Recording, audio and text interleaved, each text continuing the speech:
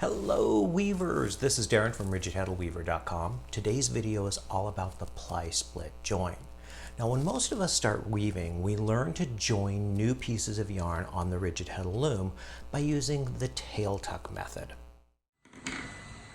The basic tail tuck involves taking the tail end of your weft thread, wrapping it over the selvage edge and putting it back into the shed and beating it into place.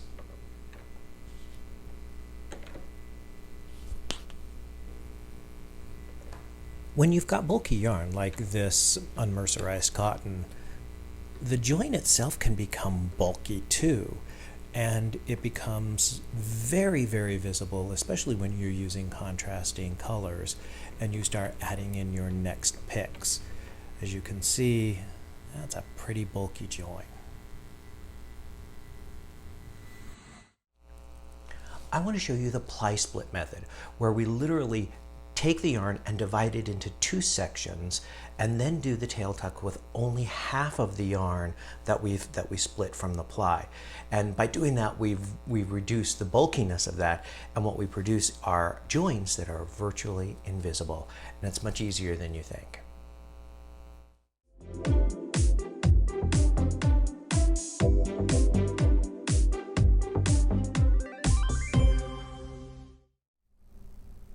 On my loom is a pair of the Country Plaid kitchen towels. Here's the link to our website. You can download it for free. The pattern is really easy to follow. The instructions are very clear, and there are lots of color pictures for you to follow along with.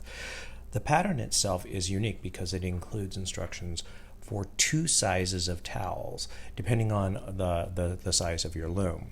So if you have a 15-inch or larger loom, you can create the standard size. And the standard size ends up being about 13.5 inches by 24 inches. It's a really nice size for use in the kitchen. The larger sizes for a 20-inch loom or larger, I call this the generous size, and it turns out to be about 16 by 26 inches.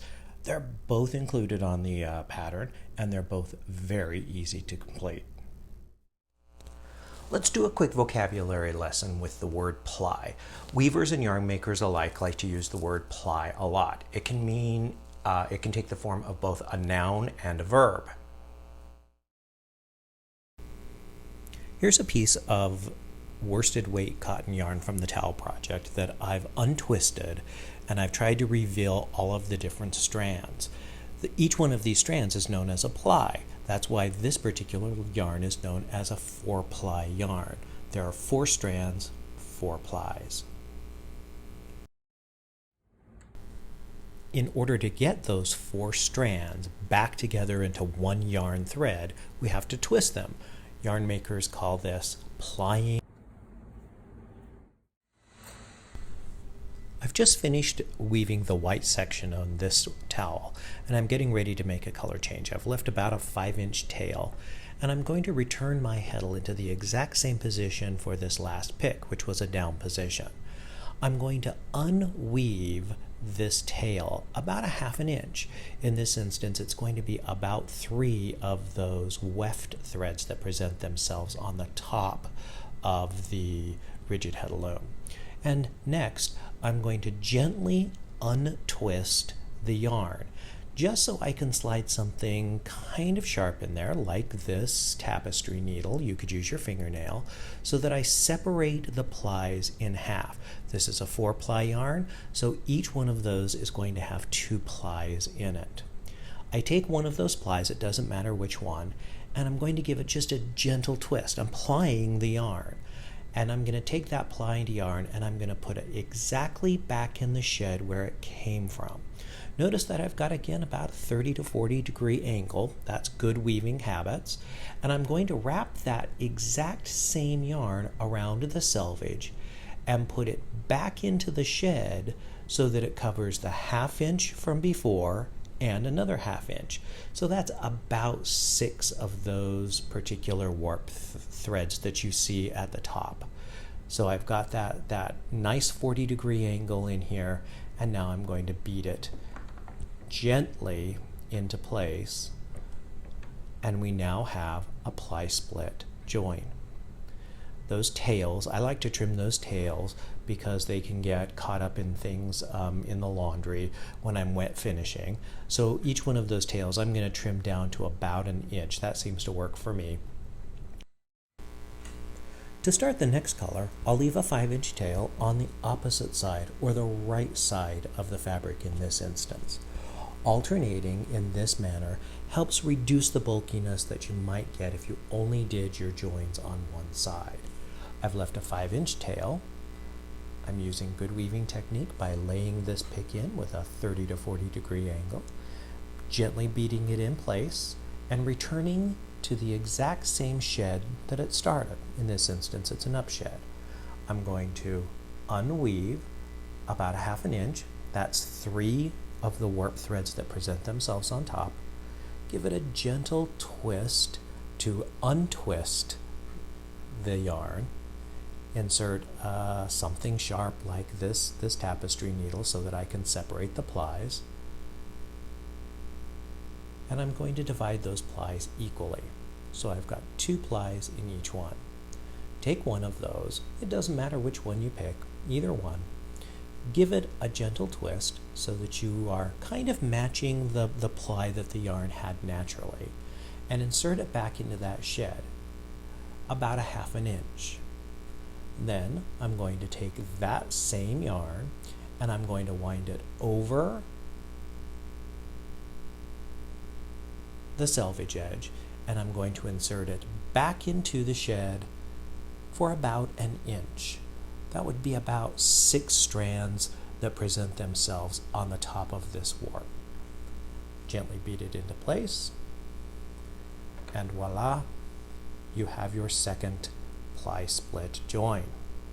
Now, in this particular instance, it only calls for 2 picks of this red, so I'm going to go ahead and demonstrate it one more time so that you can see what it looks like.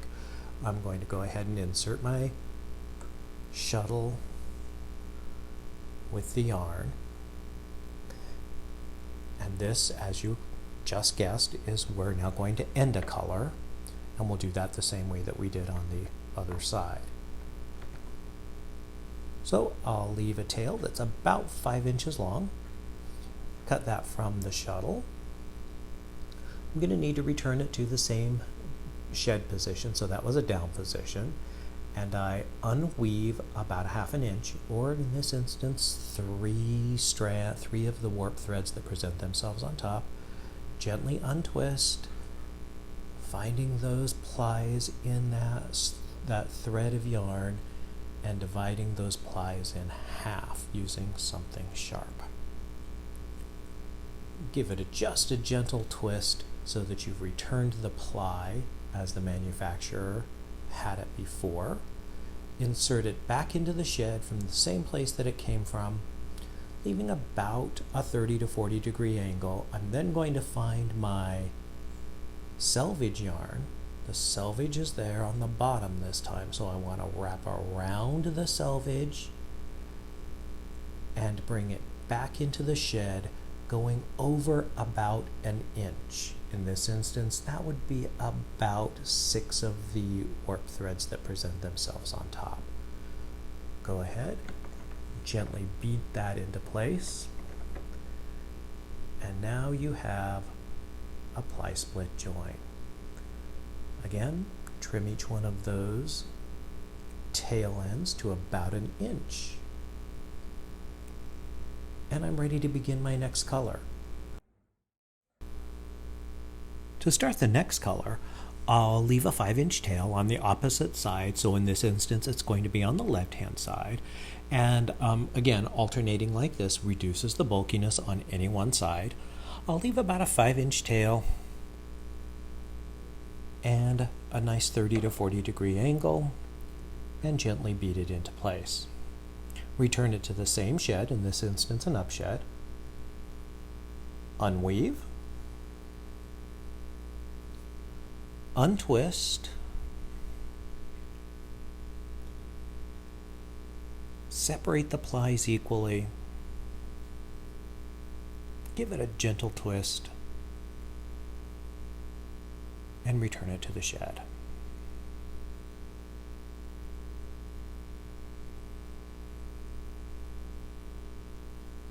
find your selvage, wrap your yarn around to the selvage, go back into the shed, crossing over about an inch or 6. Gently beat into place.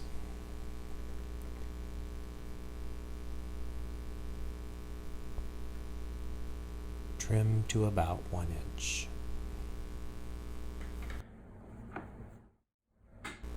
I can also use the Ply-Split join when I need to add more yarn. When I've run out of yarn on my shuttle, so I run out of some of my white yarn on this shuttle, I need to add more yarn, so I'm going to take my yarn from the shuttle.